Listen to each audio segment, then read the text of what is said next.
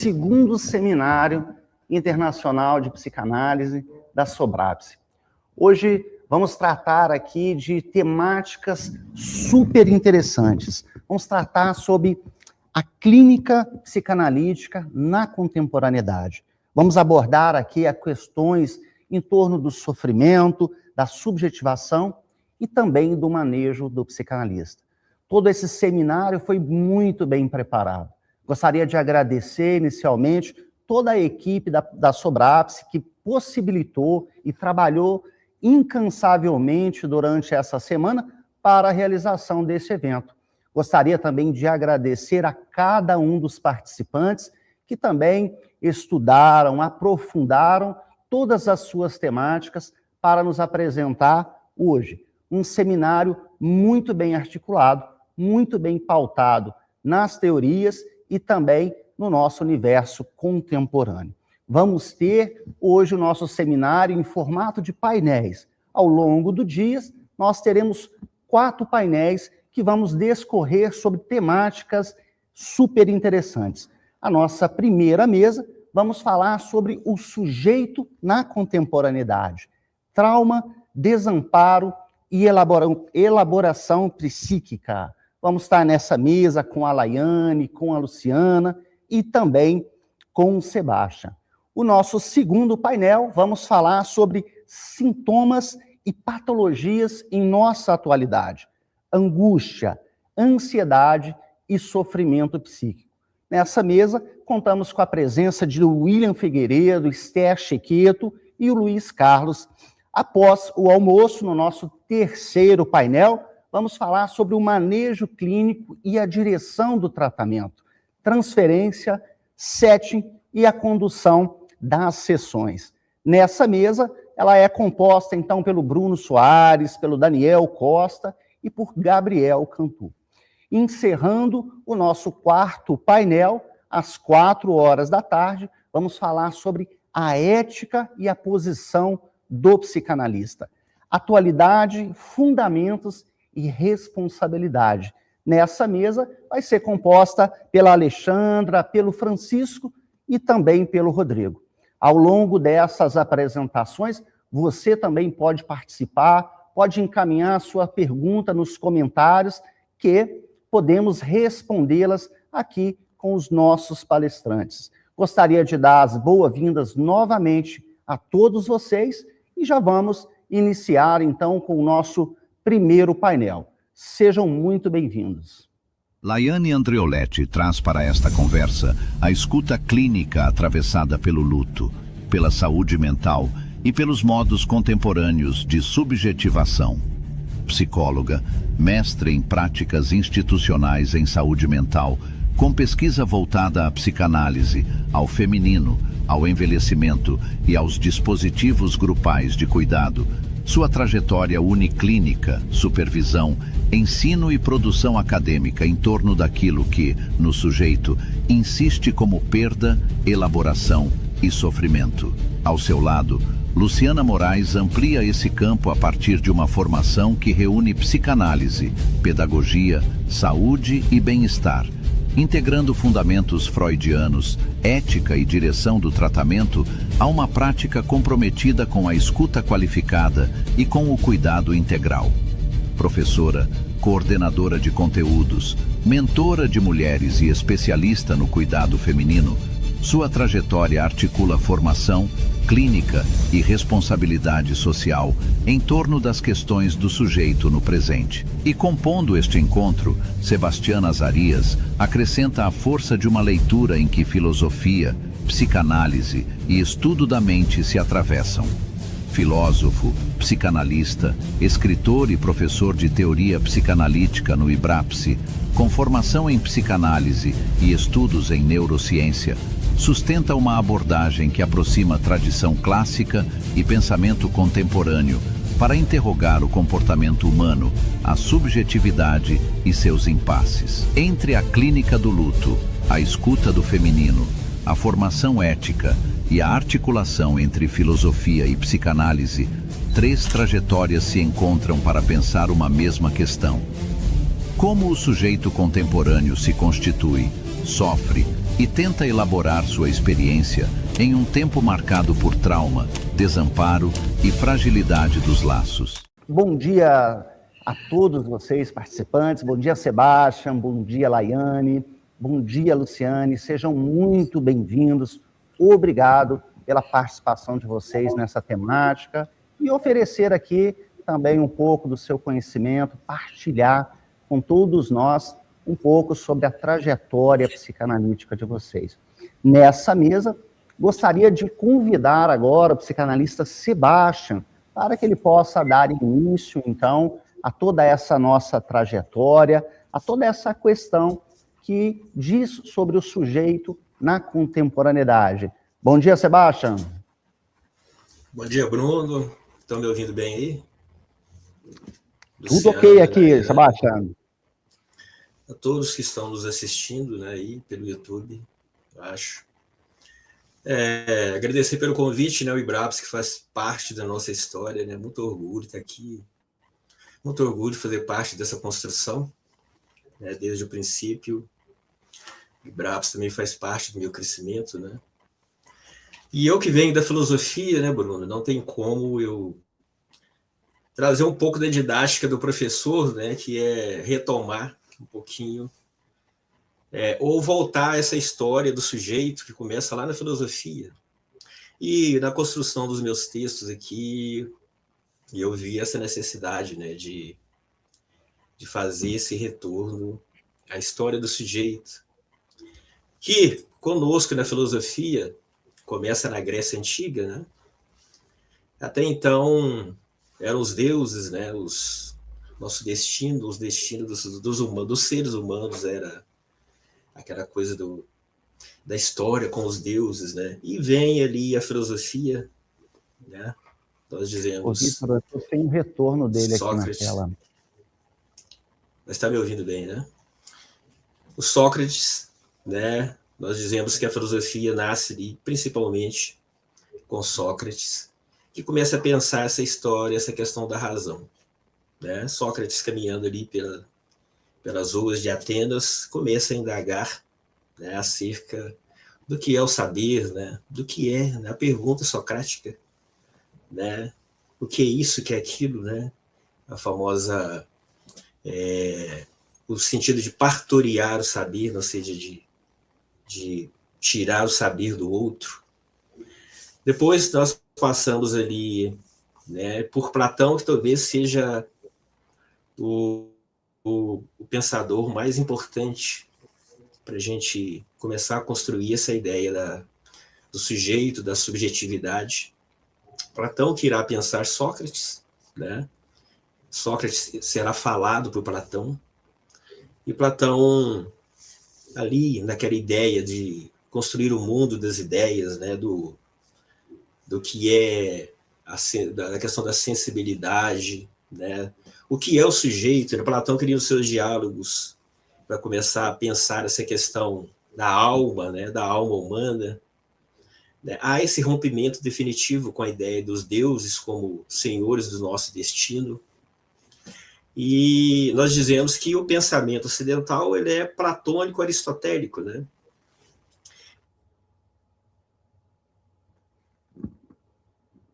Platão faz essa primeira divisão, né, entre ideias, ou seja, cria esse conceito de mundo das ideias, que nós traremos, né, para a nossa história presente.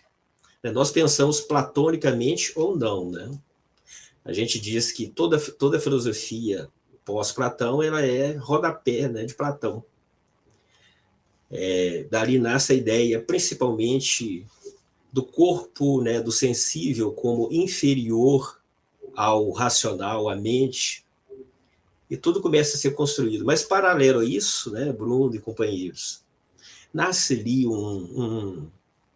uma coisa, ou seja, tem um acontecimento que será muito importante para depois pensarmos a psicanálise, e poderemos nomear como sofrimento mental já, que, né, é o conceito que mais tarde nós nomearemos como histeria.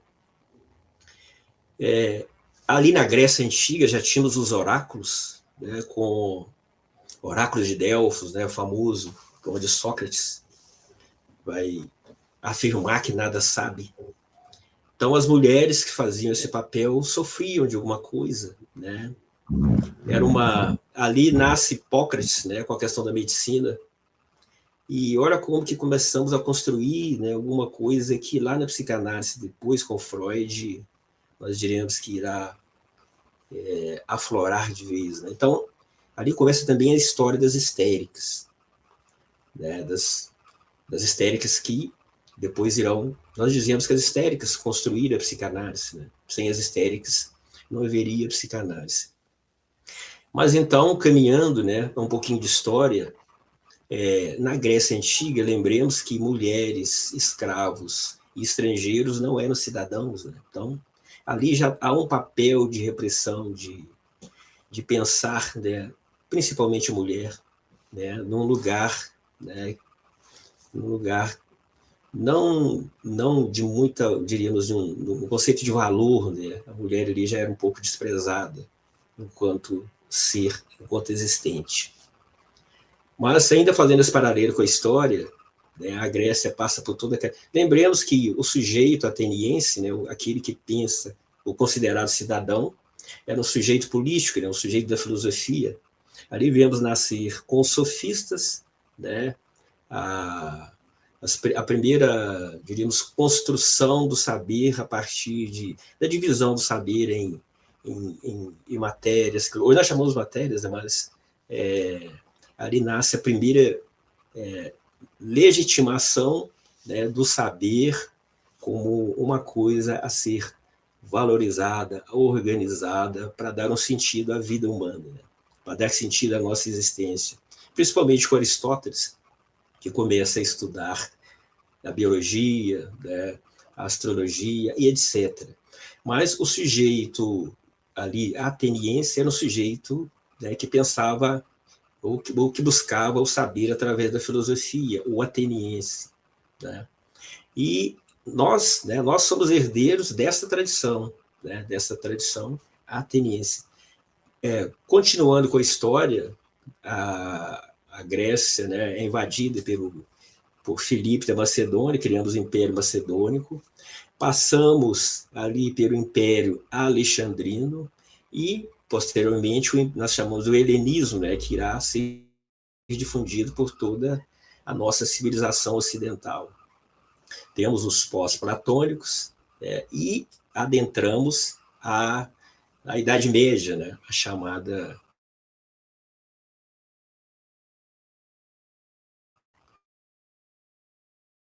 para ouvir, né?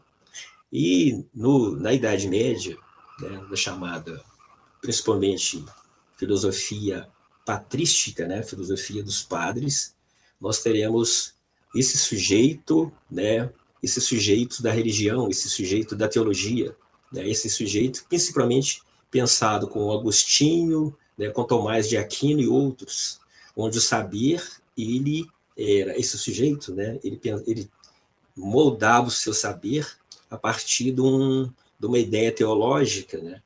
Agostinho e Tomás de Aquino irá tentar, né, diríamos, cristianizar o pensamento grego, né? Agostinho irá seguir a tradição platônica e depois Tomás de Aquino a tradição aristotélica. Mas interessante, lembremos da histeria no começo, né? Surge então um outro sujeito, né, relacionado a essa questão da posição da mulher, né? As histéricas, aquelas que se apresentavam com alguns sofrimentos, eram as bruxas, né? Eram consideradas, né, aquelas que estavam fora de uma realidade que deveria estar contida, né? Deveria estar dentro dessa lógica religiosa. Então nascem as bruxas, que na verdade eram as histéricas, né? E passamos mais de 1000 anos, esse sujeito, né, com esse pensamento, com essa busca do saber, pela lógica da teologia. Mas ali é importante, né, há alguns fatos históricos que deslocam, que ajudam a deslocar essa posição do sujeito.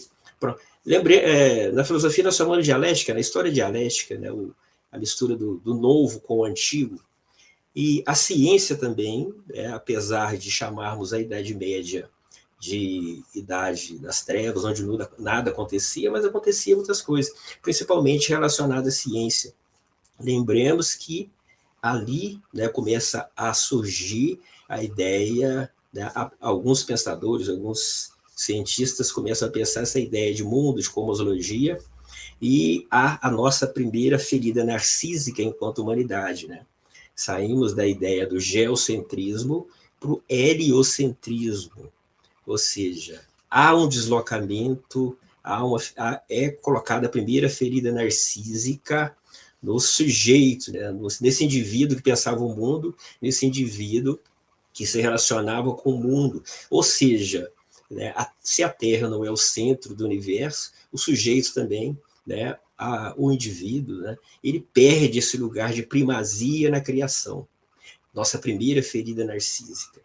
Caminhando, saímos dessa epistemologia criada na Idade Média, adentramos ao iluminismo, ao racionalismo. Ali vemos surgir, e isso é muito importante para a gente pensar Freud e etc., né? Vemos ali Darwin surgir com a questão do evolucionismo, né? Ou seja, outra ferida narcísica colocada na humanidade. Ou seja, já fomos deslocados daquela ideia da criação e agora somos uns seres, mais um, né, entre outros. E Freud irá pensar muito a partir do darwinismo. Freud era um biologista. Mas, caminhando, né, e às vezes é importante colocar outros pensadores, outras questões nessa história toda, que principalmente pensando a saúde mental, né? Nós podemos pensar essa época a partir de alguns autores, como, por exemplo, Michel Foucault, com a sua História da Loucura, né? Com a Nau dos Loucos. E ali nasce, né, a questão do Pinel, todo, quando a gente vai estudar a história da psicanálise. Há sim já um debate acerca da saúde mental, né? Mas, caminhando, chegamos ali, Darwin, né, que essa questão do evolucionismo, vem o racionalismo e talvez nasça ou seja, um fato que é o primeiro, diríamos, rompimento importante para começarmos a pensar a psicanálise, que é a discussão filosófica acerca do sujeito racional, né?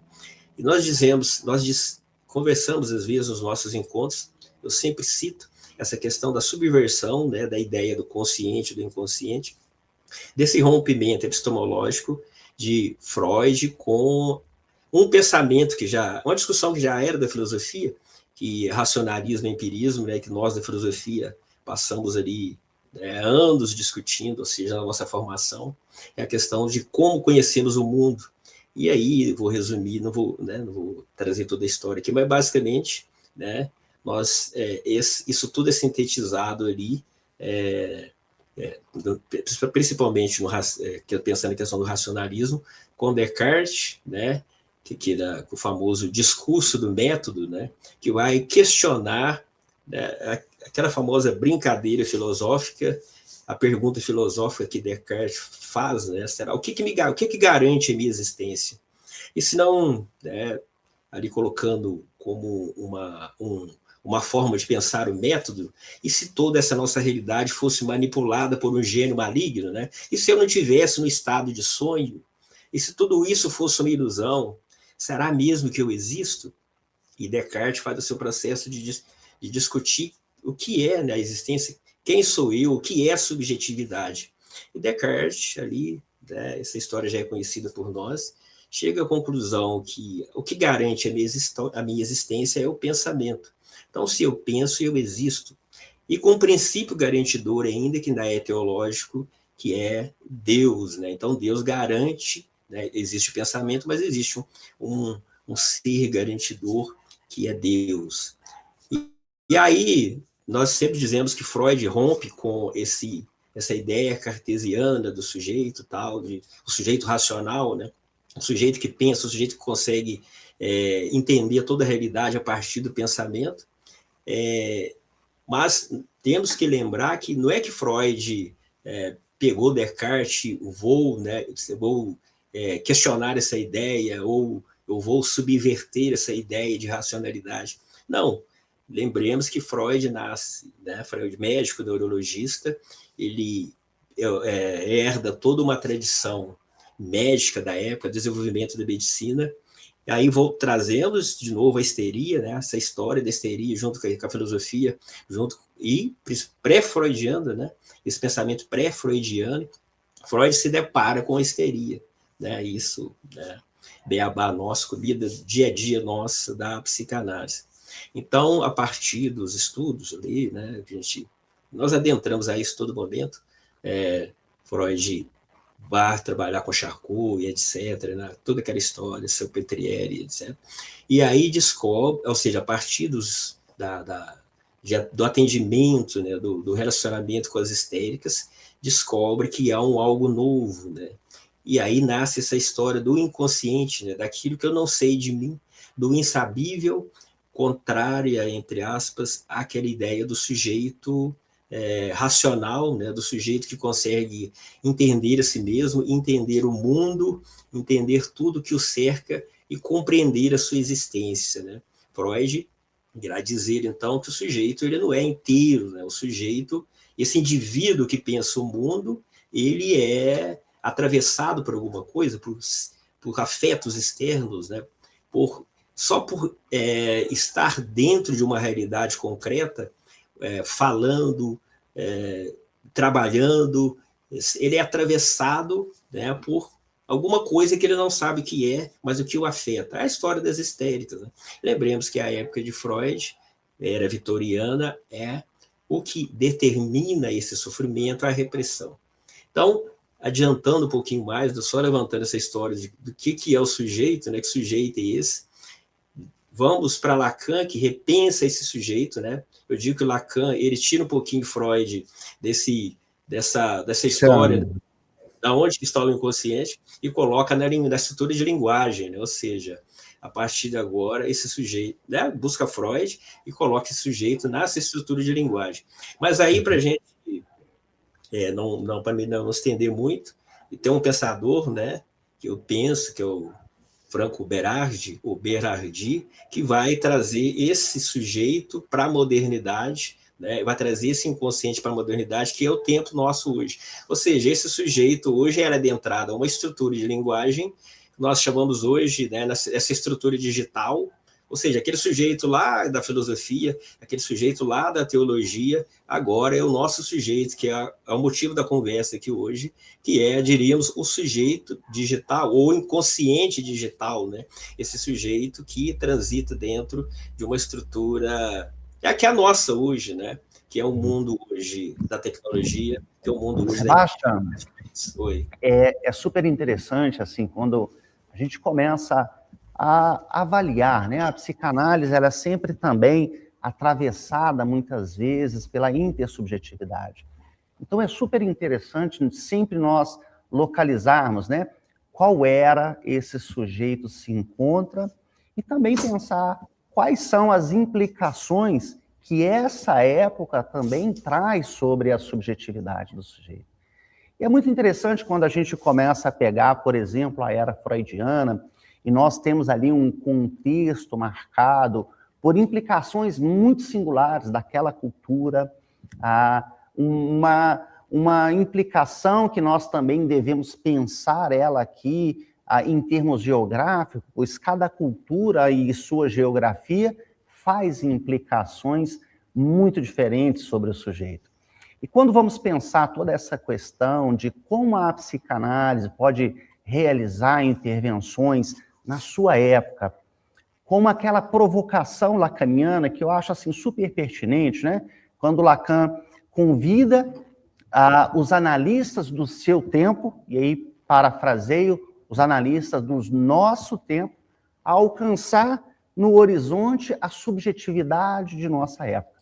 Assim como Freud alcançou e olhou o horizonte, a subjetividade daquela época, da Viena repressora, pautada por diversas questões sociais que provocavam ali, de fato, sintomas muito específicos.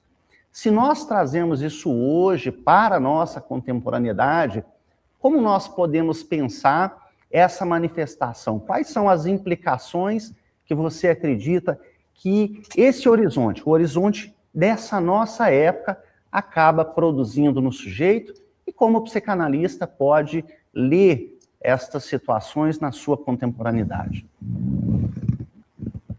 Então, como eu dizia, o Freud, né, vai trabalhar essa questão do sujeito, da repressão, né, do recalque de um sujeito, principalmente no que toca às histéricas, né, as mulheres que tinham um horizonte de possibilidade finito em termos sociais, né, o papel da mulher contra a sexualidade, contra até mesmo as atividades sociais, né, era o espírito de época, né, diríamos a era vitoriana.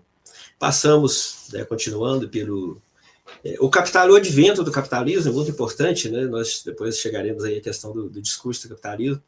Eu brinco com o pessoal que o capitalismo tira a mulher de casa, né? E não e com a intenção de levá-la mesmo ao mercado de trabalho, começa a repensar essa questão da família, né? Aquela família tradicional que hoje tem que atender, né? O que nós chamamos hoje, né? Do Lacan vai trazer do discurso do capitalismo. Mas é interessante porque isso é uma questão meio filosófica. Nós temos dificuldade de pensar o nosso tempo estando dentro dele, né? Na filosofia, nós dizemos que nós temos que fazer um afastamento, né, epistemologicamente, para que nós consigamos pensar essa sociedade do nosso tempo. E aí eu trabalho, né, eu busco conceitos principalmente no Bauman, no Byung-Chul Han, né, para nós pensarmos essa sociedade do nosso tempo. Ou seja, hoje o Berardi, por exemplo, ele diz que nós vivemos uma sociedade da saturação, né? Ou seja, nós estamos saturados de coisas que acontecem ao mesmo tempo. Uma sociedade dessa...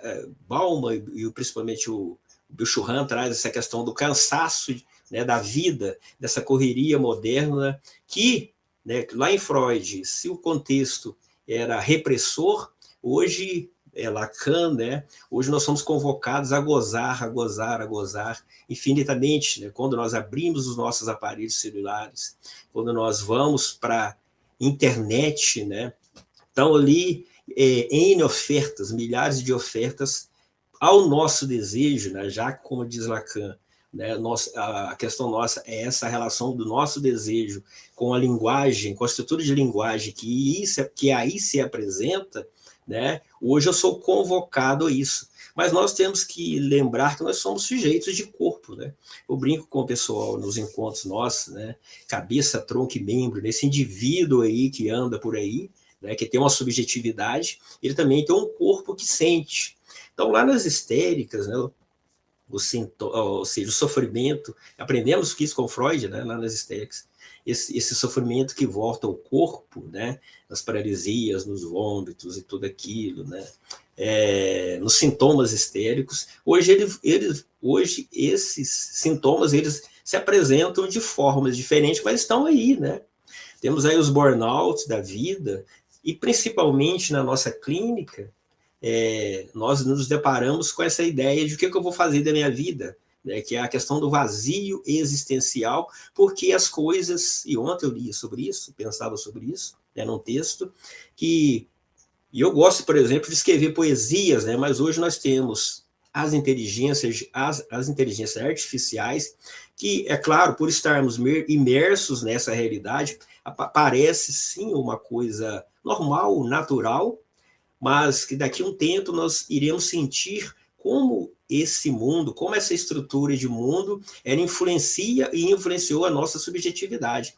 Então, hoje, o sintoma do sujeito hoje é, às vezes, né, a dificuldade de construir lógicas para a sua vida, já que hoje quase tudo me é dado, né, de forma rápida, e o Berardi vai pensar isso, o Berardi, né? Ou seja, eu sou convocado a todo momento, a todo segundo, a rapidez, né? E se eu não consigo, eu sofro, né? Eu sou... teve um encontro que eu conversava com o pessoal que... vamos pegar uma questão simples. um almoço familiar, né? Eu sempre brinco com o pessoal, né, por pensar essa questão do instinto e da pulsão, né? Você jamais verá uma família de leões em torno de uma mesa celebrando alguma coisa, né? Nós temos essa capacidade de criar a fantasia, de simbolizar tudo aquilo que vivemos, né? Um simples almoço de família hoje, olha como que essa lógica que vivíamos, ela é quebrada, porque hoje você não precisa construir todo aquele clima, né? Você pode ligar e pedir, alguém traz para você, almoçou, foi embora, nós vamos viver as nossas vidas. Então, nós somos convocados à pressa. É isso que alguns pensadores, como Bernardi, como Biochurran, como Bauman, pensam. Nós estamos nessa sociedade que nos cansa, né? E nossa constituição física não dá conta disso. E nós temos que pensar várias lógicas, até teologicamente, né? Fazíamos esse diálogo em outro espaço, que aquele Deus que eu falava, né, lá da Idade Média, que era o Deus punidor, né, o Deus que nos levava, né, se você ia para o céu ou vai para o inferno, esse Deus, ele, né, essa ideia de Deus, esse discurso é mudado. Né? Hoje é o discurso da prosperidade, por exemplo. Vamos pensar Freud lá, né, Futuro de uma Ilusão, Mal-Estar na Civilização. Olha como que essas estruturas modernas, né, acompanham essa lógica da pressa, né? Essa lógica do sujeito que tem que gozar para tamponar o seu desejo. Então, há várias demandas, né, que nos são oferecidas. Passamos também para essa questão, vamos pensar um conceito clássico do Freud, que é o narcisismo, né? Olha como essa relação nossa hoje, essa relação narcísica com a imagem na internet, né? Você pega uma foto sua, essa relação com o ideal de eu ideal, você pega uma foto sua antiga porque você não suporta o seu ser hoje, né? Então, esse sujeito é o sujeito da pressa, é o sofrimento, ou seja, o sofrimento surge dentro dessa lógica. Sebastião, é super interessante a gente pensar assim, a grande influência que hoje nós temos, né, por causa de todas as marcas, dos gadgets que nós temos hoje na nossa contemporaneidade. E é super interessante quando começamos a pensar em torno dessa questão, por exemplo, da ilusão da autonomia. Não só pensar a ilusão da autonomia, mas também todos os desdobramentos que isso tem, as marcas subjetivas que isso acaba operando aqui no sujeito do inconsciente. Eu gostaria, nesse momento, que a gente fizesse aqui um paralelo também e convidasse aqui a Laiane. A Laiane traz uma temática super interessante quando ela traz essa questão da perda, do vazio. E isso acho que é super interessante quando nós fazemos uma integração dessa temática, essa tentativa inipotente de autonomia, como isso, de certa forma, acaba acarretando em vazios na subjetividade do sujeito. E, claro, quando a gente fala de vazios, nós também falamos de perdas, uma perda que não é só atravessada pela perda de uma pessoa, mas também pela perda, muitas vezes, da própria imagem do sujeito. Então, acho que seria super interessante se a gente conseguisse agora fazer essa transição, pensar toda essa ilusão da autonomia do contemporâneo e também convidar a Laiane para compartilhar um pouquinho aqui sobre a temática dela, sobre essa questão do vazio, do luto e também aqui do feminino diante da nossa contemporaneidade. Laiane, bom dia, seja bem-vinda, uma alegria ter você conosco aqui. Bom dia, a alegria é minha. E é um vazio que não dá para fugir, né, Bruno?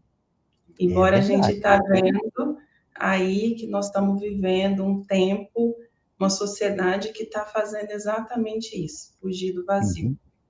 Né? E tratando-se dessa questão do vazio, Laiane, qual é, assim, o teu pensamento sobre o vazio nesse cenário contemporâneo?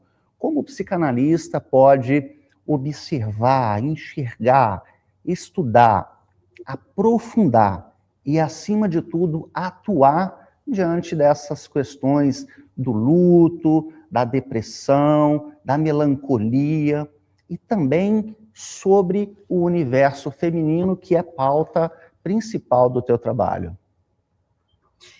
Eu acho que a primeira coisa a pensar, enquanto psicanalista, é saber que esse vazio ele é estrutural, ele é necessário para o bom funcionamento psíquico, né? Claro que um vazio cuidado, mas, bom, acho que a primeira coisa aí para a gente poder pensar um pouquinho essa questão do luto, dessas perdas, é a gente compreender melhor o que é esse luto, porque hoje, né, assim, eu vejo que muita gente ainda não compreende muito bem o que é essa experiência de luto.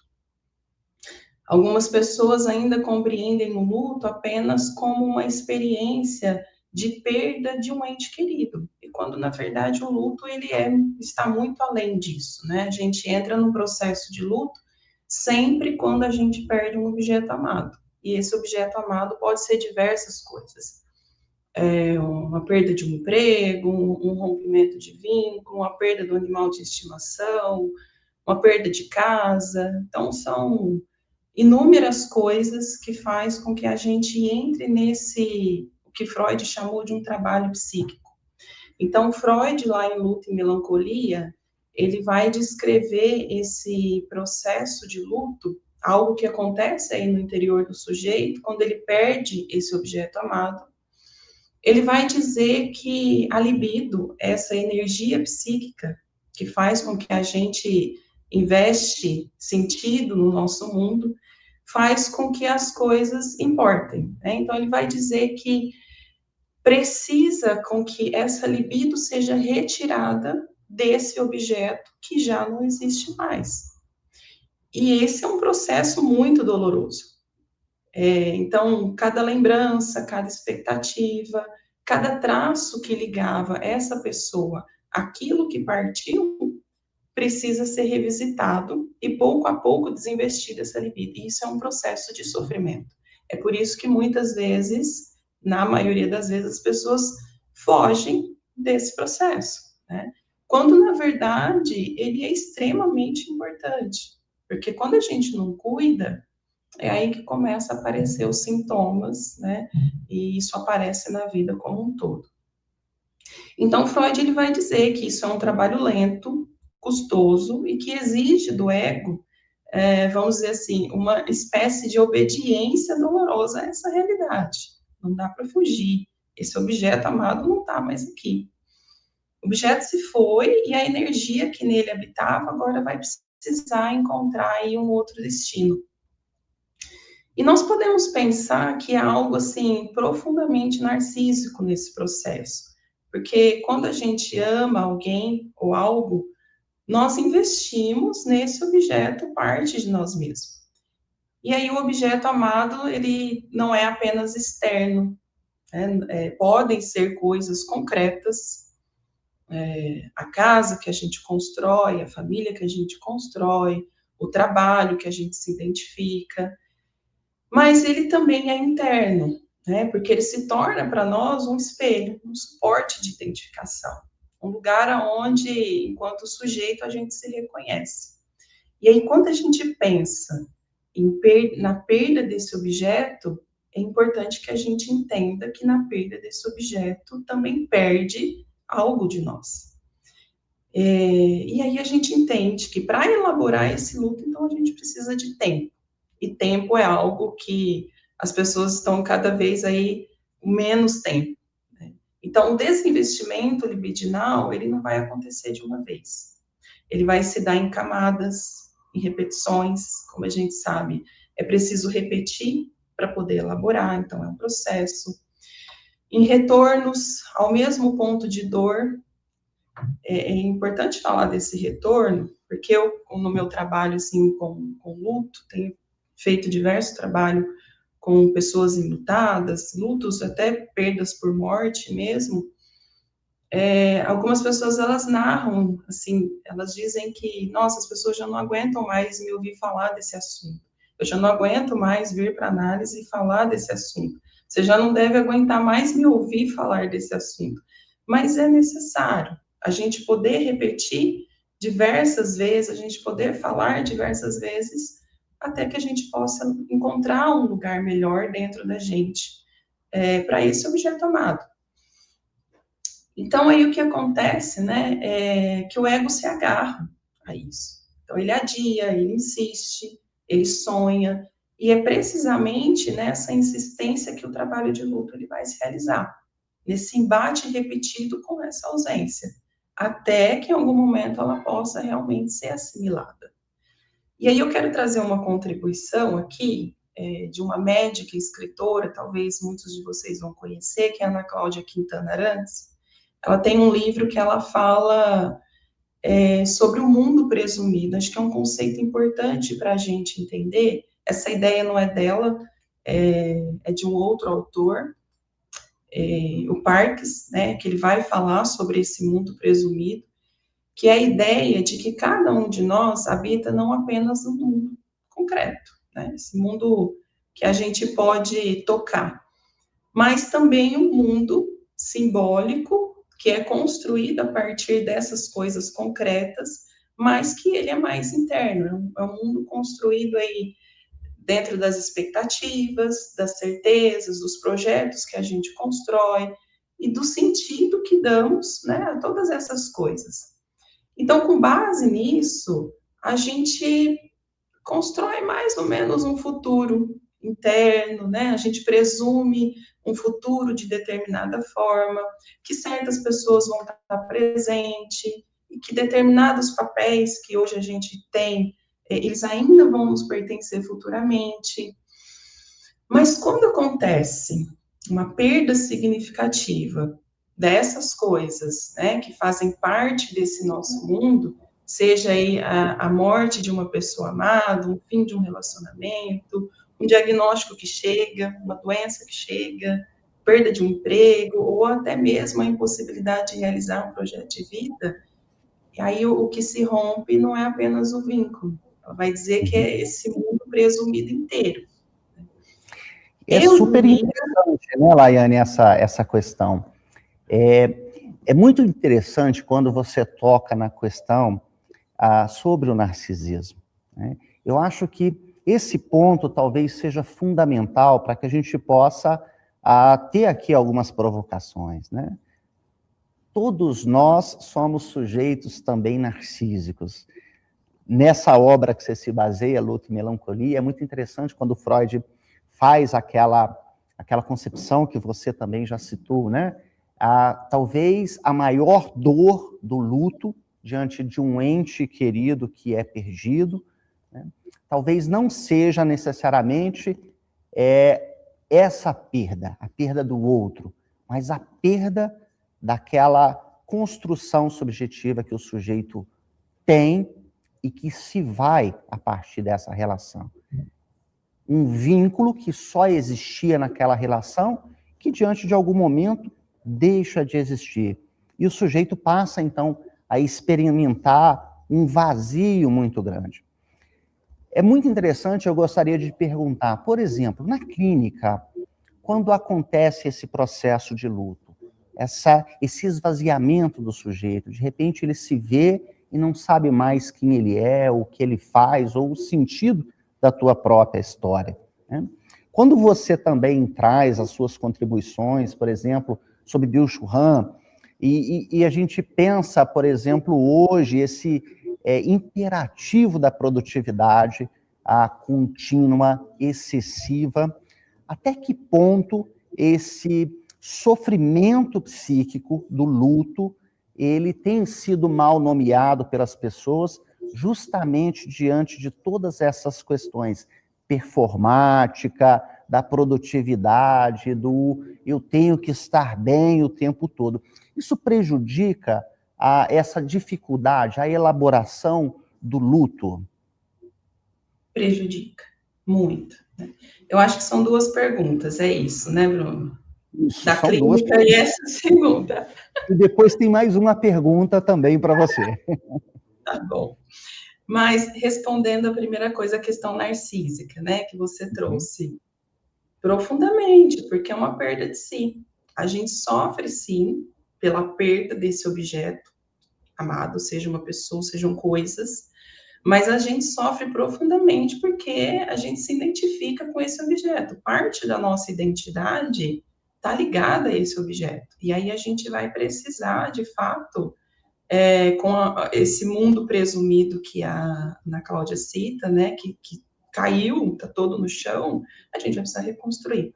Mas te ouvindo, Bruno, eu lembrei Viktor Frankl, num livro dele, acho que é o Em Busca da Felicidade, ou Em Busca de Sentido, alguma coisa assim, ele conta que ele viveu, né, não sei se todos sabem aí do Viktor Frankl, ele viveu no campo de concentração enquanto médico psiquiatra, e aí, depois que ele é liberto, né, ele começa a dar algumas palestras, então perguntam para ele como é que foi esse processo pós-liberdade, né, de quem ainda estava vivo, e aí é liberto e vai voltar para suas casas.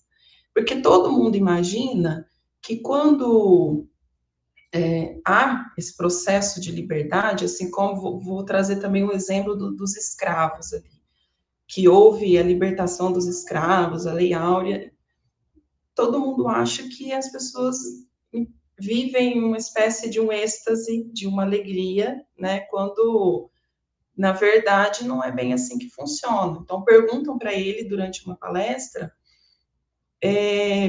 como é que foi esse processo, né, como é que foi para as pessoas? E ele diz que, muito pelo contrário do que imaginam, que as pessoas ficariam felizes, alguns até, inclusive, retornavam ao lugar de escravidão, porque a felicidade do lado de fora não está pronta, ela precisa ser construída.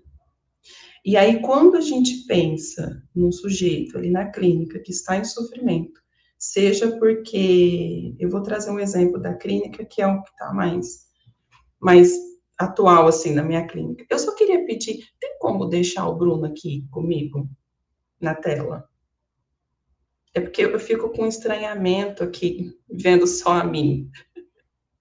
Tem jeito, Vitor? Ai, pronto. Ótimo, agora eu estou te vendo, eu sinto que eu estou conversando aqui. Eu estava vendo só a mim. Então, e assim que possível, eu gostaria de fazer uma outra pergunta também para você, tá, Laiane? Tá, posso finalizar isso, né? Por favor. Vamos lá. Então, Bruno, eu quis, e pessoal todo aí que nos ouve, eu quis trazer esse exemplo de uma pessoa que sai, né, de um processo de escravidão sofrido e é livre, se encontra diante de uma liberdade, só que não encontra felicidade porque ela não está pronta. Ela vai precisar ser construída, né? E quando a gente pensa, eu quis trazer esse exemplo para dizer a clínica. Então, hoje eu atendo a maioria do meu público são mulheres. E às vezes tem mulheres aí que querem, por exemplo, romper com o casamento, porque não faz sentido mais, né? Romper com um outro relacionamento, ou com o trabalho, alguma coisa que precisa ser finalizada e vai entrar no processo de luto, e isso vai sofrer uma ferida narcísica, não é tão simples assim, porque essa pessoa vai precisar se reconstruir após isso. Então, é desafiador. É um processo doloroso de reconstrução narcísica mesmo, né? Uma reconstrução da identidade. E muitas vezes as pessoas não conseguem porque é um processo doloroso, né? E não é tão simples assim. Então a gente foge desse lugar do vazio, desse lugar da elaboração do luto e permanece no lugar de sofrimento. Acho que respondendo a primeira pergunta aí. Bem, muito interessante, obrigado pela sua resposta. Dando sequência a essa sua resposta, também surge uma outra pergunta, que é a pergunta da Jéssica Duarte, que é muito interessante. A Jéssica nos pergunta assim: sair da casa dos pais para casar pode ser considerado também um tipo de luto? E aí eu acho que seria super interessante, Laiane, a gente também deixar assim, claro, né? O luto não é só diante da morte, diante da perda.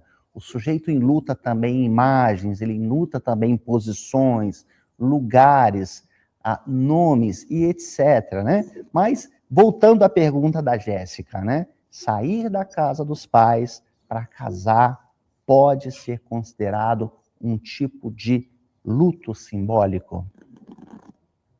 Com certeza, pode. E eu diria bem desafiador, porque muitas vezes a gente sustenta não só o nosso luto, mas o luto de quem a gente deixou. da família, dos pais, né? Porque se é um filho único, por exemplo, aí a gente vai se deparar com aquilo da síndrome do ninho vazio. Então, vai ter um pai sofrendo, uma mãe sofrendo, também precisando elaborar esse luto. A gente sofre quando sai da casa dos pais, né? Vai precisar haver um processo de luto, sim. Mas se a gente para pensar, a gente está fazendo esse luto durante toda a vida. Porque quando a gente precisou deixar a infância para, né, ser adolescente, precisou deixar os brinquedinhos para crescer um pouco, precisou deixar o peito da mãe, tudo isso a gente está elaborando. E a gente só cresce porque a gente enfrenta esse processo de elaboração do que vai precisar ser deixado para trás para poder ir seguindo a vida. E aí a gente entra eu lembrei da pergunta, Bruno, da clínica. E aí a gente entra nessa questão de sustentar esse vazio na clínica, extremamente importante, porque a gente está vivendo um momento em que as pessoas não querem sustentar esse vazio. Isso que...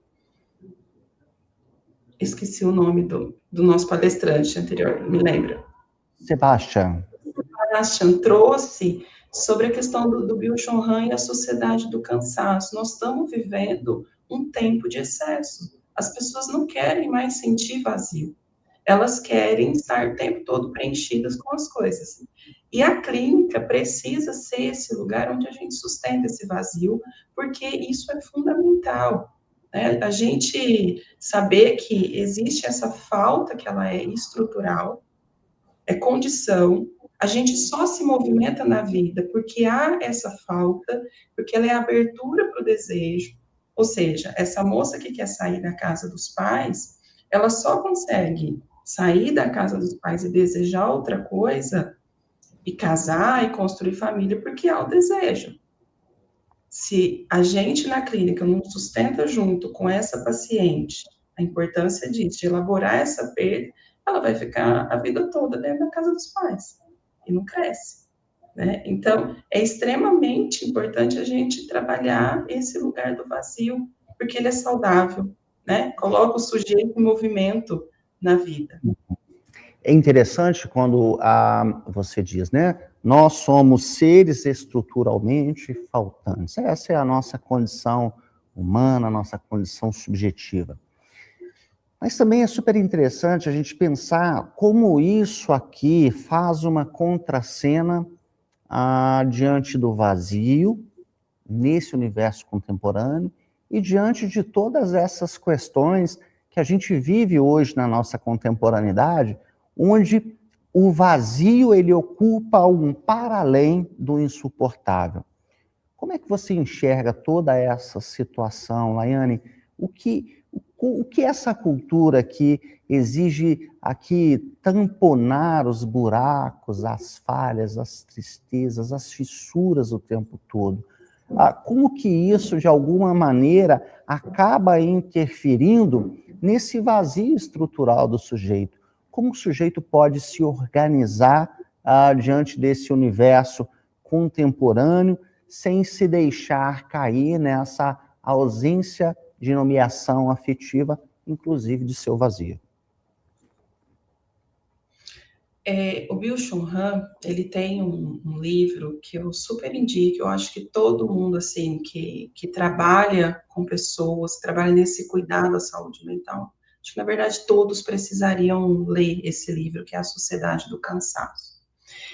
Ele vai falar desse tempo em que nós estamos vivendo como um tempo da lógica do excesso. Ele diz que antes as pessoas, elas entravam num processo de adoecimento por conta de esbarrar nos limites. Então, não é mais porque antes elas eram reprimidas. Hoje, o adoecimento, ele está se dando de outra forma. É por excesso. Né? Então, a gente vê, por exemplo, muito nas redes sociais que você tem que trabalhar mais, você dá conta, seja a sua melhor versão, você pode mais do que isso, então é sempre o mais e mais. E nós estamos, assim, entrando nesse movimento de não mais cuidar dos nossos limites. Então, um exemplo muito claro, Antes as pessoas não podiam trabalhar depois das 18 horas. Hoje, as pessoas acreditam que depois das 18 ela ainda pode trabalhar e produzir mais. Então, não para mais, né? Então, ele vai diagnosticar esse tempo do excesso com adoecimento, nesses diagnósticos, como burnout, a depressão, a ansiedade, o pânico. Então, os diagnósticos hoje, eles vêm aí como uma expressão, né, dessa falta de limite que nós temos. Então, o inimigo, ele já não é mais a proibição, ele é essa insuficiência interna. Um sujeito contemporâneo, ele passa a ser o seu próprio explorador. E aí, nesse contexto, o vazio passa a ser intolerável. Então, já não há pausa, não há intervalo, não há silêncio, há um excesso de tarefas. E tudo isso porque as redes sociais e essa cultura da performance, ela está conspirando, né, contra essa nossa experiência do vazio. E é muito interessante porque, se a gente pensa um pouco mais além, o sujeito vive o tempo todo uma perda da sua própria imagem, a reinvenção de uma nova imagem, diante das demandas que talvez o próprio universo virtual acaba demandando, né? E nós vemos cada vez pessoas mudando as imagens, mudando a sua forma de ser, tentando alcançar algoritmos e métricas, e talvez nós não pensamos com profundidade quais são os desdobramentos que isso causa no sujeito. Levando essa temática adiante, eu gostaria de fazer uma ponte agora com a Luciana, né, que a Luciana traz, por exemplo, sobre essa questão do desamparo, né? Luciana, como hoje o sujeito se encontra desamparado diante dessa nossa contemporaneidade, pensando aqui todos esses aspectos que nós trouxemos, né? O Sebastião falando aqui sobre a modernidade, toda essa mudança que decorre sempre a cada época e como isso causa interferências. A Laiane que trouxe aqui as contribuições sobre o luto, a perda da imagem, e gostaríamos de te ouvir agora um pouquinho também, falando sobre o desamparo, como isso, de alguma forma, atravessa o sujeito na nossa contemporaneidade, e depois nós seguimos fazendo aqui, todos nós, a continuação desse percurso, integrando aqui as nossas conversas, os nossos diálogos, e você que também está nos assistindo, por favor, encaminhe também as suas dúvidas, os seus comentários, as suas contribuições, para que possa enriquecer todo esse nosso momento aqui de compartilhamento, realmente de conhecimentos, de troca de experiência, e também aquilo que você pensa sobre o sujeito na contemporaneidade. Luciana, seja muito bem-vinda, muito obrigado pela sua participação. O que você pode nos dizer, Luciana, sobre o desamparo hoje nesse nosso universo contemporâneo? Bom dia a todos que estão conosco, bom dia, professor Bruno, é um prazer estar ao vivo ao seu lado, e da Laiane, do Sebastião. Bom, a Laiane, ela nos coloca aqui diante de todos nós esse peso do vazio. A Laiane, ela trouxe brilhantemente isso, diante desse luto, com uma experiência que desorganiza nesse nosso mundo presumido, né? Porque nós temos o ser humano, ele gosta de ter tudo na palma da mão. Então, quando esse luto, essa perda, ela obriga esse sujeito, ela obriga esse sujeito a ser atravessado através dessa ausência, e ele não tem a capacidade de mexer, de preencher isso apressadamente. Essa questão do tempo, né? Essa questão do tempo que a Laiane trouxe bem, essa questão do tempo que Sebastião falou, essa perda nesse ponto aqui, ela não reduz, tá? O desaparecimento da pessoa, mas ela começa a mudar. Essa pessoa, ela alcança assim, esse invisível que sustentava toda a sua vida psíquica, estava tudo aqui, os papéis, as suas expectativas, a forma, né, como ela via alguém, ou que ela reconhecia o mundo que estava ao seu redor. Agora, essa pessoa, esse sujeito, diante desse luto, entra aqui o desamparo. E esse desamparo, essa transição, né, do desamparo, esse sujeito, ele agora, ele entende que ele não é autossuficiente. E aí ele começa a se ver nessa constituição isolado. Ele não encontra a si mesmo, ele não se vê imediatamente, ele vê que todos os recursos simbólicos, né, que estavam ao redor dele agora se desvaem, né, se sai, causa dor. E aí ele vê a dependência, e antes de ser esse problema moral, né, ele vê essa dependência, ele vê uma marca. Eu quero falar um pouco sobre como é que esse sujeito chega aqui, então, a esse desamparo, pós ele se ver sem esse chão. Esse bebê, né, que depende do outro para sobreviver, essa criança que depende do cuidado para se organizar, para organizar suas primeiras experiências, e agora o adulto que deseja essa autonomia, como o Laiane bem falou, esse adulto que agora que está diante da liberdade, que está diante da autonomia, agora ele segue como? Atravessado pelas necessidades de reconhecimento, atravessado pela necessidade de vínculo, atravessado pela necessidade de sustentação. E quando eu falo sobre desamparo, quando eu falo sobre dependência, eu trago nessa segunda teoria, né, da angústia, que Freud traz bem sobre, na área da inibição, do sintoma, da angústia, essa angústia que deixa de ser compreendida apenas como descarga de energia, mas que é um acúmulo a ser pensado. E é a partir dessas situações que nós entendemos psiquicamente como perigoso.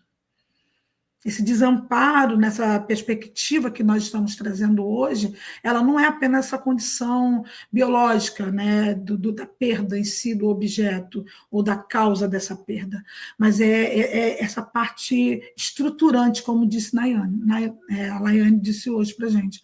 É estruturante esse vazio, e agora essa criança que nasce em dependência radical, agora ela entra no mundo que já está marcado por outras necessidades, por outras pessoas que vão acolhê-la, e aí daqui a pouco essa criança que se torna agora esse adulto que conserva esses traços dessa primeira organização. Então agora ele entende a separação, a rejeição, o abandono, o silêncio. E eu quero trazer, antes que o Bruno chegue aqui conosco, eu quero falar um pouco desse feminino, sabe? Dessa mulher, dessa solidão dentro do mundo interno e vazio. Desse algo que eu gosto muito de alguns autores, quando o Winnicott traz esse deslocamento dessa questão da qualidade da dependência inicial. Eu quero trazer algo para vocês, mulheres, e para todas nós que estamos aqui na questão do feminino, que é onde eu mais atuo, essa questão, essa fragilidade, Bruno, essa questão dessa fragilidade, desse desamparo, dessa mulher dentro da contemporaneidade, dessa mulher que é fragmentada, sabe? Que ela habita, assim, uma exigência contraditória, essa autonomia que está sempre disponível, que essa mulher que é forte, que é sensível, que é desejável, que é produtiva, que é cuidadora, que é realizadora, que é presente para todos, que é suficientemente centrada em si. Essa mulher múltipla, essa mulher que tem muitos papéis, que representa muita coisa, mas ela entra nesse cenário de fragilidade, quando ela se quase... É uma fragilidade quase inadmissível, Bruno. Esse desamparo, esse ser forte, essa mulher, esse ser, o homem também, mas eu estou falando mais dessa questão da feminilidade, dessa mulher que teme ser vista como fraca. Uhum. Luciana, é muito interessante, assim, quando a gente vai estudando a psicanálise, nós vamos percebendo que, por exemplo, o desamparo de hoje, ele nunca é esse desamparo do agora. Ele é um desamparo que conta muitas vezes sobre a própria história subjetiva do sujeito. O desamparo, acima de tudo, ele fala sobre a historicidade do sujeito, sobre as suas construções, sobre as suas identificações. Então, o desamparo não é um desamparo diante do nada, ele é um desamparo histórico também. Coisas que vão acontecendo ao longo da vida. E, por exemplo, diante de um feminino desamparado, a história de uma mulher que desde o início se sente muitas vezes desamparada afetivamente, talvez ali por seus familiares, e isso, claro, né, nós sabemos que sempre que temos algum conteúdo que é recalcado, isso não é esquecido, isso não é guardado, né? Isso também é aqui operado por uma outra ordem, a ordem do inconsciente. Em algum momento, essa energia, dizendo do ponto de vista econômico, né, essa energia, de algum momento, ela vai se manifestar. E Sim. Aí nós temos aquele conceito clássico freudiano, o retorno do recalcado. Podemos Sim. pensar, muitas vezes, essas vias de fato, né, do desamparo, muitas vezes são aqui repetições, são retornos desse recalcado que voltam como faces novas de uma velha história. Como é que você propõe, como é que você enxerga, como é que você atua diante de uma mulher que está estruturalmente desamparada e, de repente, se vê nesse universo contemporâneo, marcado talvez por tantas exigências para o feminino? Esse excesso de exigências, ele acaba contribuindo para que esse desamparo se torne talvez um pouco mais intenso, um pouco mais grave, talvez até pensando aqui, se torne em alguma via um pouco mais patológico. Então, resumindo, né? O desamparo estrutural repetido na vida da mulher, diante desse cenário que pede da mulher tantas características, tantas qualidades, tanta força, isso prejudica essa estrutura que já está desamparada, ou ela acaba intensificando, ou ela prejudica esse desamparo, ou ela acaba ajudando a mulher a tamponar esse vazio, esse desamparo que ela possui? Eu quero trazer 3 pontos, 3 autores para essa conversa nessa manhã. O primeiro autor que eu quero trazer nessa conversa, para essa fala que você nos trouxe, é Ferenczi, né? Eu quero falar um pouco sobre o que ele traz acerca desse desamparo, desse mundo e dessa mulher que tem as necessidades, mas que vai explodir na parte adulta aquilo que já aconteceu lá atrás. Olha, esse nosso autor, ele vai trazer essa questão da confusão de línguas entre adultos e as crianças, a criança interna dela. Então, ele mostra essa questão traumática, essa questão que não reside, né, que não está apenas nesses acontecimentos violentos ou invasivos que acontecem no presente, mas que vem já da sua infância, que já é uma expressão, uma experiência que foi instaurada assim, lá atrás, como a confiança, como esse romper de confiança. Então, esse sujeito, essa vítima, ela começa a duvidar de si já na infância. Ela perde essa autorização, ela perde todo esse processo, porque ela sempre necessitou de autorização de um adulto, de um outro para estar ao redor dela.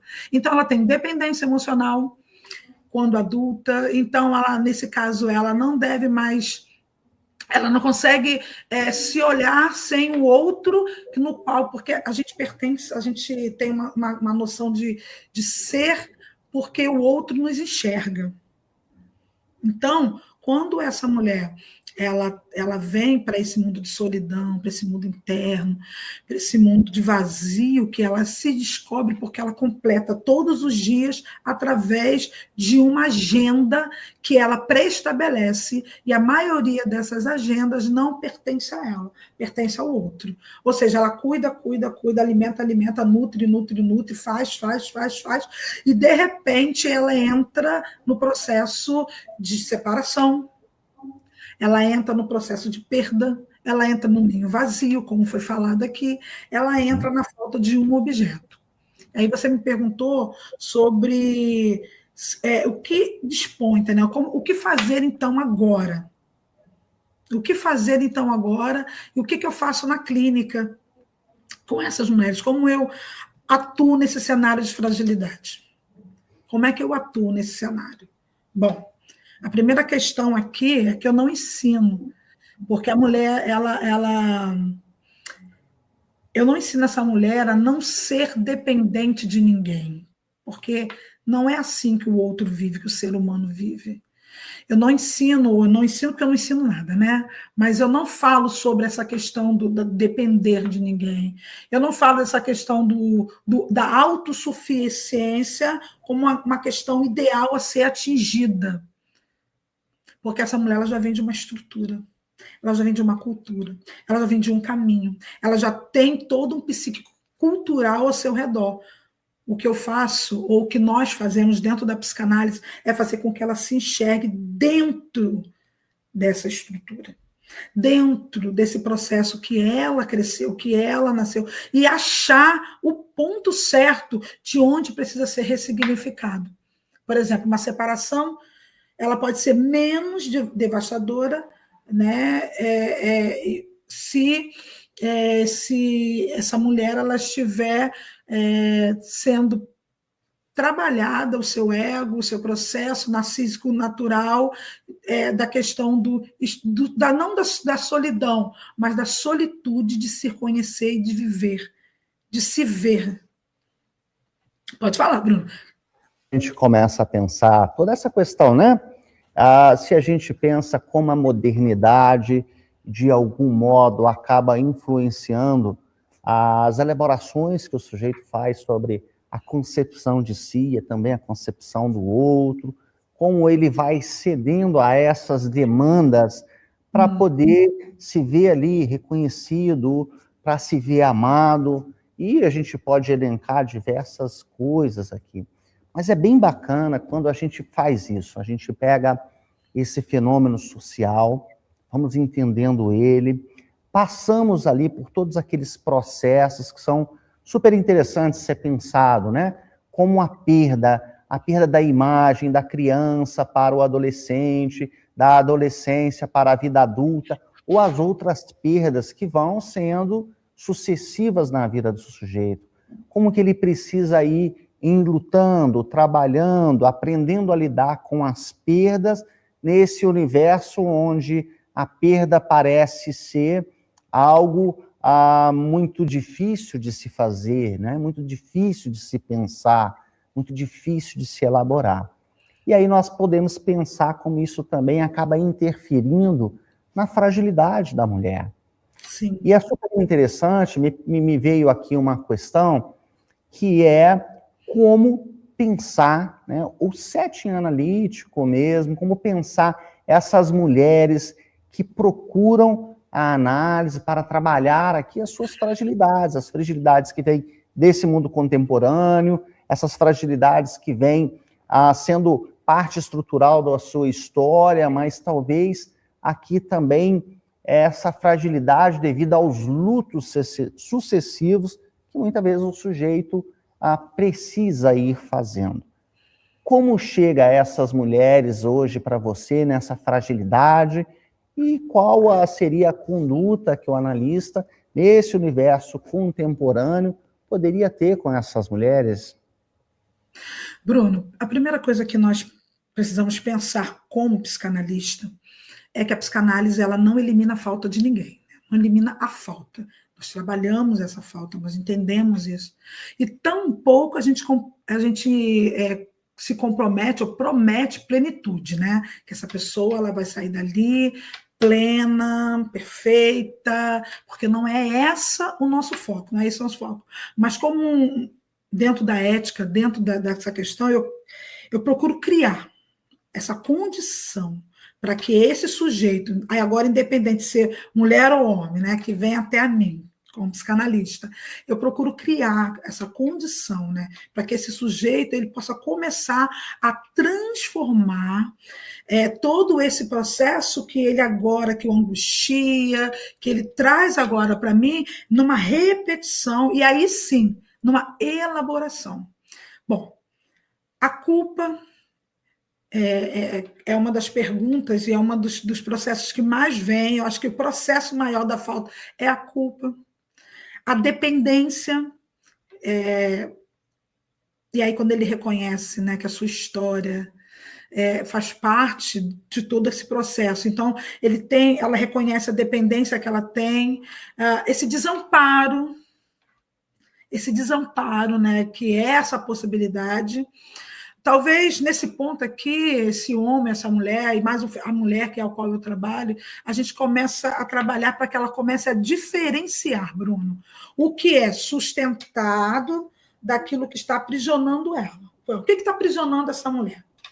O que falta ela entender daquilo que está aprisionando ela? O que ela precisa buscar? Sabe? E eu gosto muito de uma frase, que é o amor que ampara do amor que a faz desaparecer de si. Esse amor que a mulher, como nutridora, ela entrega tanto esse amor, ela entrega tanto isso para qualquer coisa, porque a mulher, quando é apaixonada pela sua profissão, quando ela é apaixonada pela sua família, quando ela é apaixonada por qualquer outra coisa, ela entrega esse amor, ela entrega esse amor de tal forma que ela não percebe que esse amor faz com que ela desapareça de si mesma. Muito bom, Luciana, obrigado. Nós vamos voltar, tá, em você. Vamos retomar também com a Laiane, mas agora eu gostaria de convidar o Sebastian de novo, né? Sebastian, bom dia outra vez.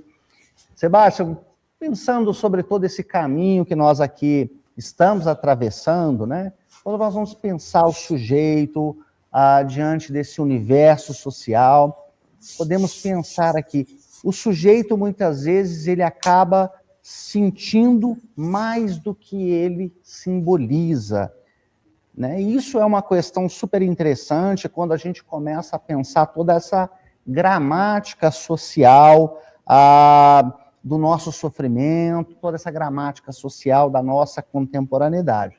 Você que estava trazendo, então, todas essas questões sobre o sofrimento do sujeito contemporâneo, o sujeito nessa nova era, como é que você pensa toda essa questão?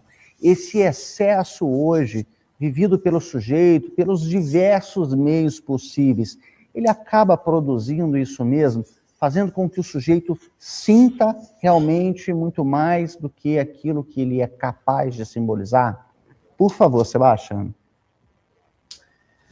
Tá angustiado já, né? Eu falei, vou voltar e tal, para concluir. Mas e aí na fala da Laiane, da Lu, né?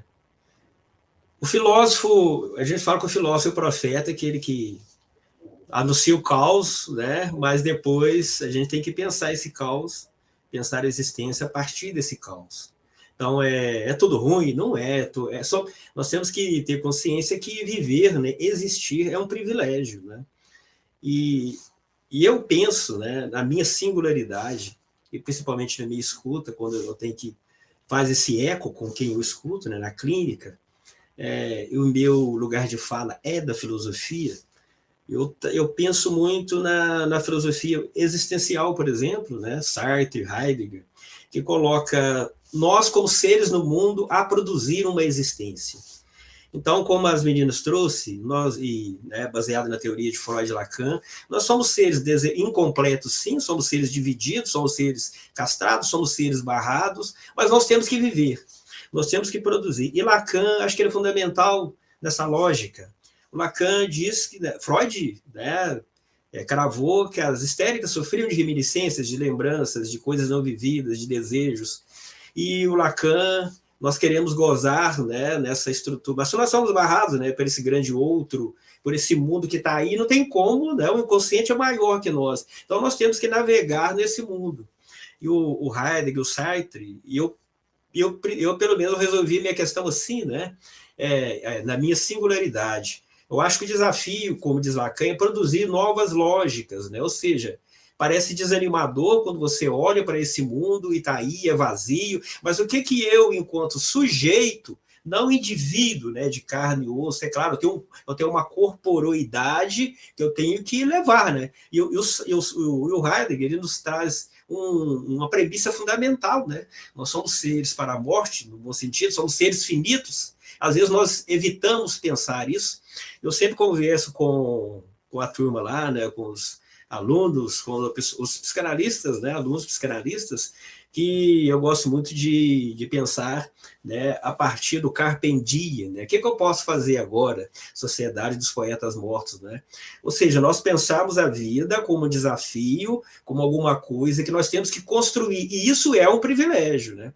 Porque senão nós vamos, né, ficar naquele sintoma, né, como as meninas trouxeram aqui, como nós estamos refletindo, ou seja, naquela questão da repetição, né, do sofrimento, do recalque, como você trouxe, de retornar os recalcados da nossa vida, nós vamos ficar nessa posição. Então, o desafio do sujeito contemporâneo, né, é aquilo que Freud traz de alguns das suas pacientes, né? É claro que fica um resto desse meu sofrimento, mas, e aí vem a pergunta de Lacan, né? O que eu vou fazer com isso, né? Qual é o seu desejo? Então, o que eu acho que a psicanálise ela nos ajuda, dentro dessa lógica da clínica, a nós reavivarmos, a nós enxergarmos o mundo por outra lógica. Como diz o Lacan, né, o mundo é muito grande, né? O que está fora de nós é muito grande, eu posso criar várias lógicas, né? Eu posso atravessar o mar de barco, posso subir a montanha, posso organizar uma coisa diferente. Eu queria trazer, assim, olha como que isso é sintomático nessa sociedade nossa.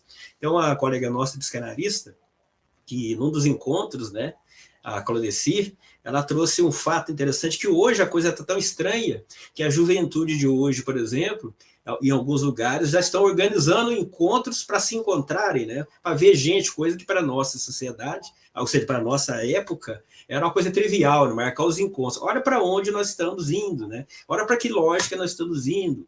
Ou seja, nessa multidão, nós estamos nos tornando seres sozinhos, né? Vivendo ali a nossa vida enclausurada, né? Apesar de estarmos nessa multidão que depressa, nessa lógica de pressa, nessa lógica de fazer, do gozar, nós estamos... o sintoma do vazio é isso, né? Apesar disso tudo, quem eu sou? Então, acho que a clínica é o lugar da gente se reencontrar, né, ali na escuta, no processo. E o analista também, né? Nós temos que nos atualizarmos, escutarmos os nossos sofrimentos e construir, como diz Lacan, o falacer, né? Construir um novo saber acerca disso que hoje me apresenta. O que nos apresenta hoje, querendo ou não, é essa, né? É essa sociedade, é essa lógica reflexiva que nós trazemos. Então, as nossas posições hoje, nós podemos ficar nela, no sofrimento, ou nós podemos criar novas lógicas. Então, aí, eu acho que a psicanálise, como ética da liberdade, né? Como a Lu disse, nós não queremos curar ninguém, mas nós queremos que a pessoa, a partir daquele processo de associação livre, escuta flutuante, né, construir uma nova lógica. Esse sujeito, né, construir uma nova lógica para a sua vida. E vamos embora, né? Porque, como diz a filosofia existencialista, a liberdade nos é inevitável, né? O que nós iremos fazer com ela? Então, Bruno, eu acho que o caminho é esse. Nós, na nossa singularidade na clínica, construímos, né, novas lógicas para as nossas vidas. Muito obrigado, Sebastião.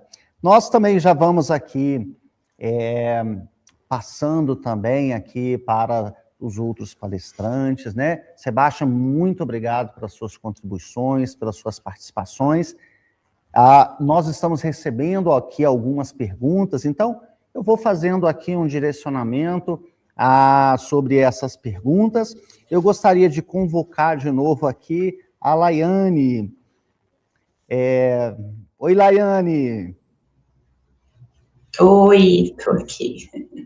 Laiane, voltando a toda aquela sua temática, né, que trata sobre essa questão do luto, da perda, do vazio, nos surge aqui uma pergunta muito interessante, a pergunta da Viviane, e ela diz assim: na melancolia, existe uma relação entre o sentimento de vazio e uma perda que o sujeito não consegue nomear?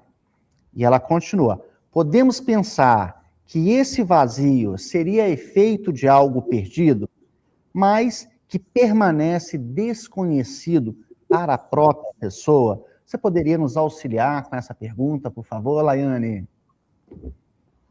Sim. Bom, acho que a primeira coisa a pensar, como eu disse no momento em que eu estava tratando desse tema, é a gente nunca esquecer aquilo que o Lacan nos orientou, que essa falta, ela é estrutural, né? O Sebastian trouxe muito bem que essa falta, ela nasce ali quando começa a linguagem, né? Então, essa falta, ela vai existir em nós desde sempre. Quando a gente perde um outro objeto amado, é um retorno para essa falta, né? Então, a gente retorna nessa experiência do vazio. A melancolia, ela está exatamente nesse meio entre a realidade concreta, esse objeto não existe mais, né? Eu vou precisar lidar com isso, com o outro lado disso, que é aquilo que eu gostaria como fosse, né? Como eu gostaria que as coisas acontecessem. Então, a gente fica nesse meio. E aí que nasce essa angústia e essa melancolia, que é difícil de nomear, mas não é impossível, porque o espaço da clínica, a análise, é exatamente para isso. E aí eu acho que quando a gente consegue dar, né, nome, encontrar palavra, essa dor, ela fica um pouco mais possível de ser suportada. E é interessante quando a gente pensa assim, no próprio dispositivo analítico. E aí, nós pensamos justamente sobre aquele grande convite que a histérica faz por Freud, né? E inaugura, de certa forma, a Associação Livre. Freud, deixa eu falar aqui as coisinhas que eu quero. E quando ela começa a discursar, começa a falar aquilo que ela tinha em mente e tinha uma necessidade de expressão, o Freud começa a notar que dali surgem todas as cadeias associativas, o pensamento vai se ligando, e nós, claro, sabemos que o sujeito, ao falar, sempre fala mais ou menos do que deseja. Ou fala mais para cá, mais para cima, ou mais para baixo, mas algo ali sempre escapa. E é super importante quando nós pensamos que a associação livre é essa ferramenta, é esse lugar também que possibilita para o sujeito ir falando. Mesmo que talvez ele acredite que aquilo não tenha sentido, que aquilo não tenha fundamento, ou que aquilo é simplesmente alguma coisa em vão que ela está dizendo. Mas à medida que o sujeito, sustentado nesse lugar analítico, vai produzindo fala, nós vamos encontrando sentido. Como você acredita que hoje se decorre, né? A análise continua sendo esse espaço que possibilita para o sujeito nomear, mesmo sem saber que ele está nomeando? Com certeza. Nossa, eu acho assim, hoje, inclusive, aqui em Ribeirão Preto é feriado, só para lembrar, né? Vocês acho que estão num dia normal, assim, de trabalho. Aqui é feriado, aniversário da cidade. E aí, hoje, tomando um café, eu estava aqui pensando, falei assim, gente, o que que faz, né, uma pessoa, nós acordarmos cedo, num feriado, dia de frio, estar aqui falando de psicanálise, se não for isso, de acreditar que a psicanálise, ela é capaz de transformar a vida, né? Então, assim, eu iniciei as minhas atividades enquanto psicóloga, depois me tornei psicanalista, não com a abordagem da psicanálise, depois eu transitei para a psicanálise e permaneci. E fiquei porque eu vejo, né, não é só uma crença, mas eu vejo concretamente quanto que o espaço da análise, ele é lugar, assim, sensacional que nós temos hoje para quem procura o nosso trabalho, de encontrar esse sentido, de poder falar, né, como você disse, às vezes vai sair todo bagunçado através dessa associação livre, vai sair sem um fio condutor, sem um entendimento, mas a gente poder devolver para a pessoa de uma maneira mais organizada, e isso de alguma forma organiza ela também ali dentro, né? Então, eu acho, não menosprezando as outras abordagens, mas a psicanálise, ela é especialmente o lugar que está dando conta de sustentar essa fala, né? Falar e ouvir o outro sem julgamento, espaço para que ela consiga continuar a falar de si, a falar da vida, dentro aí de uma época que nós estamos vivendo e que as pessoas não ouvem mais, não se encontra mais espaço para que as pessoas possam nos ouvir, né? Então, é tudo muito atropelado. E ali dentro do setting analítico, você ter uma pausa, um respiro, pensar sobre si, pensar sobre a vida, e para onde é que você quer conduzir, e às vezes, como eu disse, vai vir todo bagunçado, né, e ter alguém para poder desenvolver de uma maneira um pouco mais organizada, isso é de uma riqueza muito grande. Acho que respondi, né, a sua pergunta, é por aí. Tayane, muito obrigado. Foi ótima a sua participação conosco, tá? Gostaria de falar também agora conjuntamente com você, com Luciana, com Sebastião também. Nós temos aqui uma outra provocação que é super interessante. Eu gostaria de ler para vocês e que vocês sentissem assim à vontade para nos oferecer essa resposta. A pessoa, quando perde a identificação com um papel profissional ou com um relacionamento, o luto começa internamente. Ele é invisível. Em termos de um luto de identidade, medo de vazio e um conflito sobre o seguro estável que nós não identificamos mais, e um novo indefinido começa a atormentar e a representar insegurança para o sujeito. Quais reflexões nós poderíamos retirar, né, para aquelas pessoas que paralisam em frente a esse cenário, onde o luto muitas vezes não é imposto por um acontecimento interno, mas sim internamente. E a libertação sobre essa identificação do sujeito com o seu sofrimento. Quem de vocês gostaria de nos oferecer essa resposta? Deixa eu começar, né? E aí é um momento, essa pergunta vai direta à minha experiência com a psicanálise. Né? Eu brinco com a turma lá nos encontros que eu falo assim, a análise é minha, a vida é minha, eu conto para quem eu quiser. Né? E eu entro na psicanálise pelo meu processo de análise, lá se vai quase 5 anos já, para resolver um luto, né? Para trabalhar uma questão de um luto que me atrasava a vida, que era a morte da minha mãe, que eu acompanho uma doença de 3 anos, um câncer, e eu vou morrendo com ela. E ela foi, e eu continuei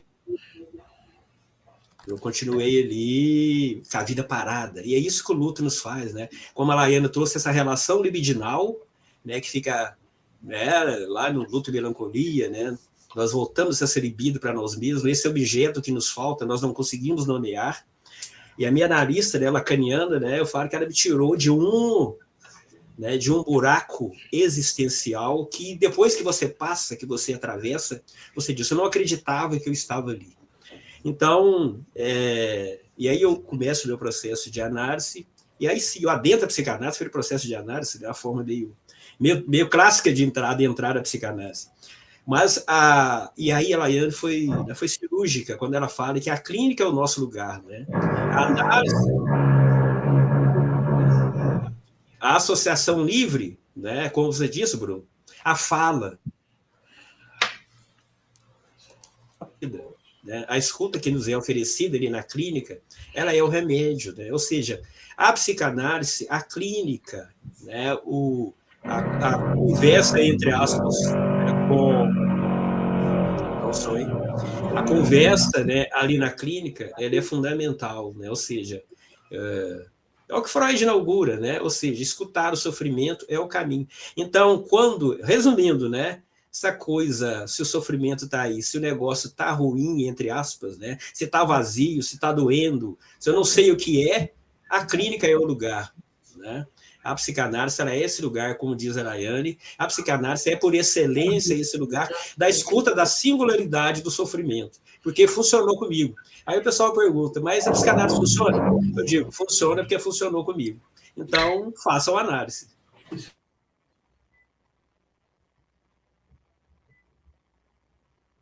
Esse lugar de novas elaborações, né?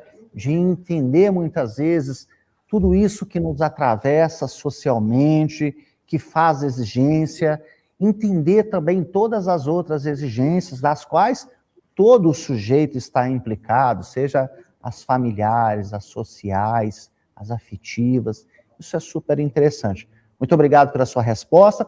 Temos aqui ainda uma última pergunta que gostaríamos de direcionar aqui para a professora Laiane.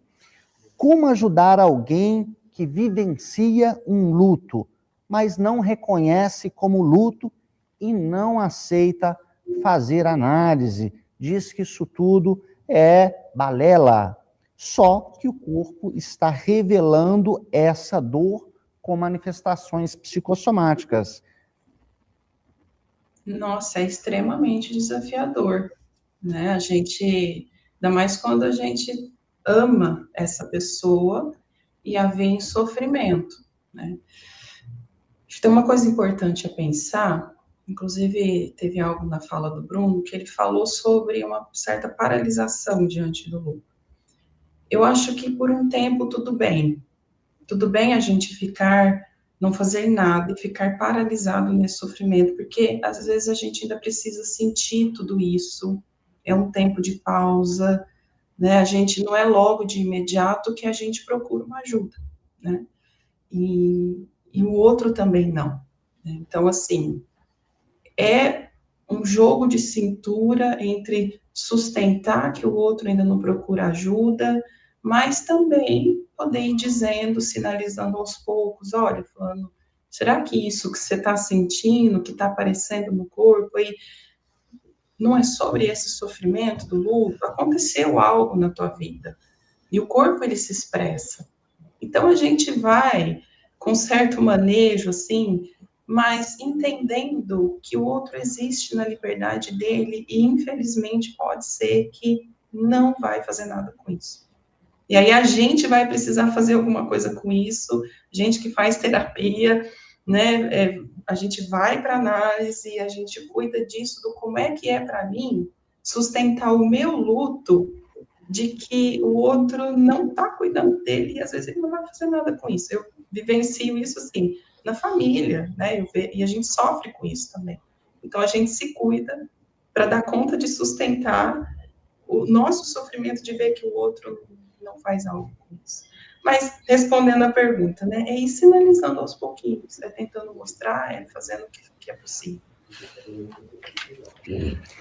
E é super interessante, assim, como a gente pode pensar, né, o jeito, seja no luto, seja nas suas dificuldades diante das adequações ao social, ou seja, no desamparo, é muito importante que esse sujeito também se comprometa, busque se responsabilizar também pelo seu próprio sofrimento.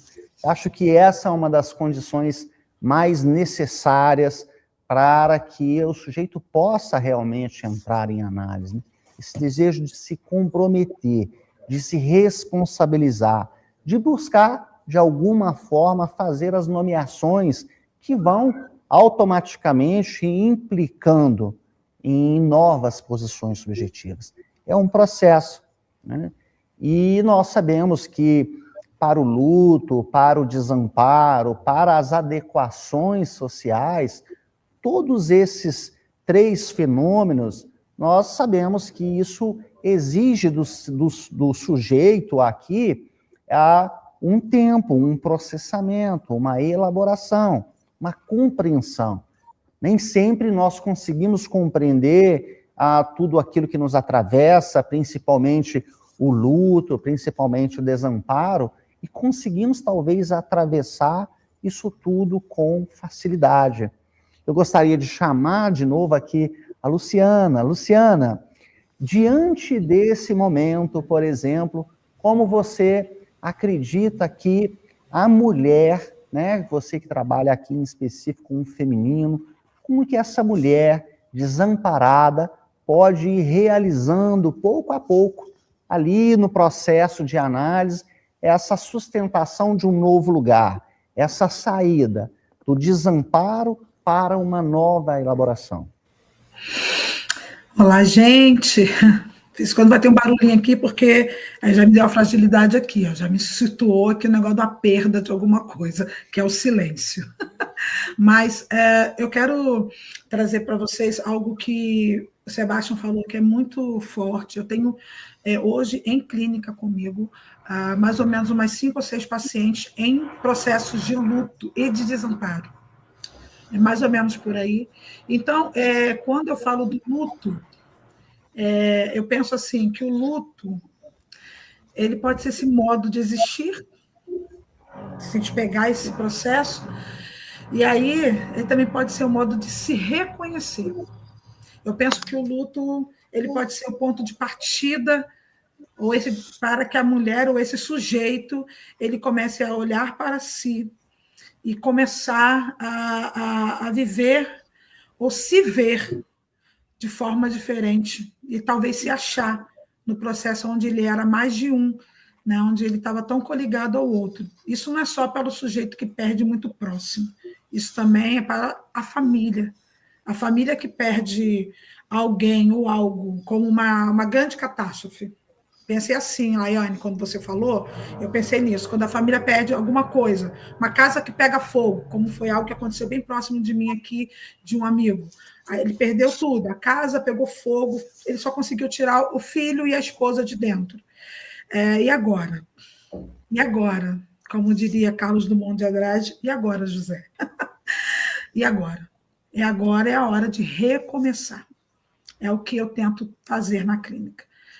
Trazer, ouvir, permitir que aquela pessoa elabore, estruture, chore, exponha-se, coloque para fora, grite. Quantas vezes? Quantos gritos no meu set? Quantos choros? Quantos eu não permiti que ele fosse embora? Olha, eu não permiti. São frases que eu ouço. Quem foi que deixou ele ir embora? Quem foi que disse para ele ou para ela que era hora de ir embora? Então, todos esses gritos, esse choro, esse lamento, eles precisam vir para o set.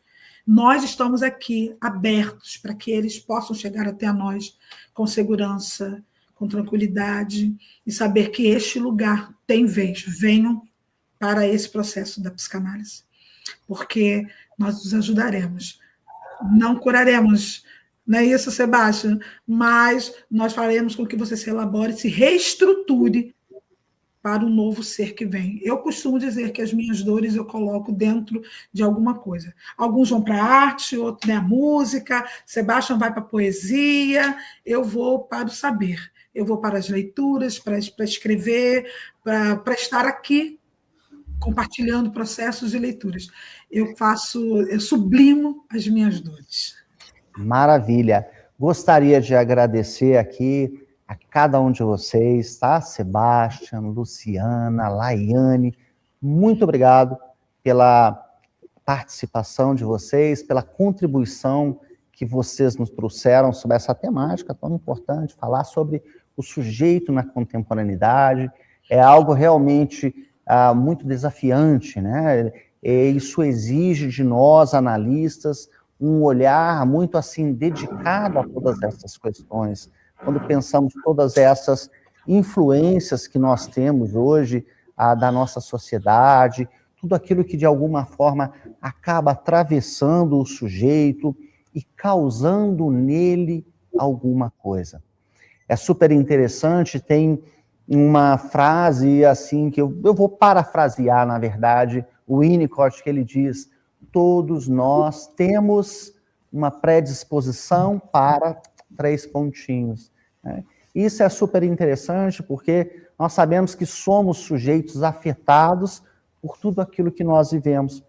E na nossa sociedade nós somos cada vez mais, de forma veloz, atravessados por mudanças, por situações, por contextos, por imagens, e isso implica realmente aqui, muitas vezes, um grande sofrimento para o sujeito. Muitas vezes os coloca nesse universo social confuso, ou os coloca diante de situações em que ele não consegue elaborar o seu luto, ou as situações de fragilidade, desamparo, como nós vimos aqui nessa mesa.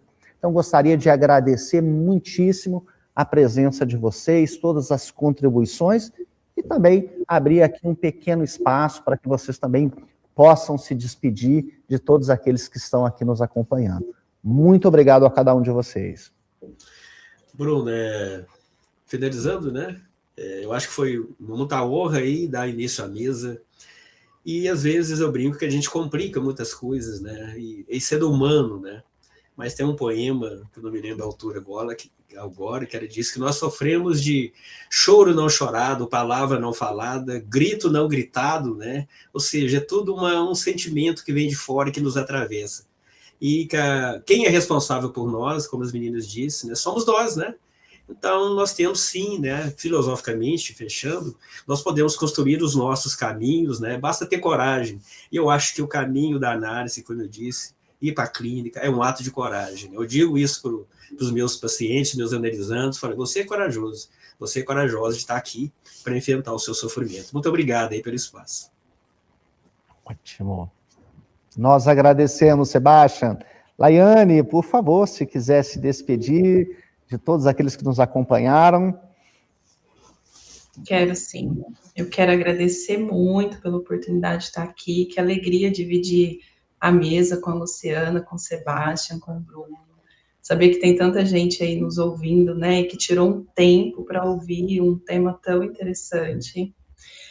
Eu quero finalizar, né, dizendo, a Luciana, ela trouxe uma coisa muito importante. Alguns procuram a psicanálise, também tem a arte, também tem a literatura, também tem a música, também tem a espiritualidade.